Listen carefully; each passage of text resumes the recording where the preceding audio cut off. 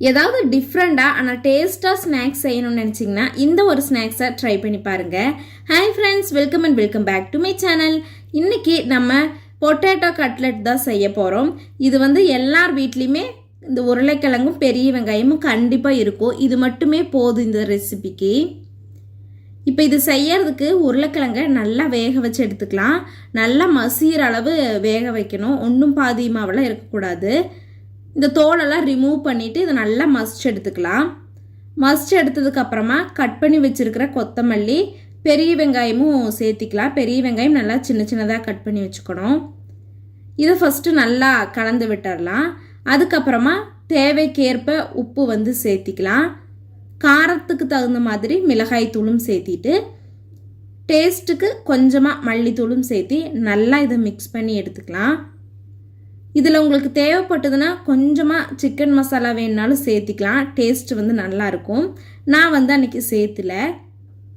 இப்போ இது எல்லாமே நல்லா கலந்து வர்ற அளவுக்கு பிசைஞ்சு எடுத்துக்கலாம்.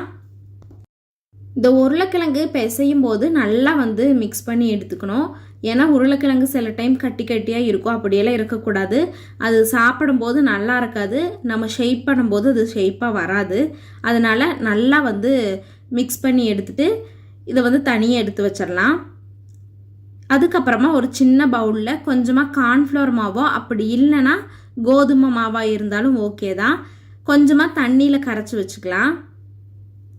இது மேலே பிரெட் க்ரம்ஸு நம்ம டிப் பண்ணுறதுக்காக ப்ரெட்டை மிக்சியில் நல்லா பொடி பண்ணி இது மாதிரி எடுத்து வச்சுக்கலாம். இப்போ நம்மள்ட்ட எல்லாமே ரெடி ஆயிடுச்சு. செய்யறதுக்கு ஸ்டார்ட் பண்ணிடலாம்.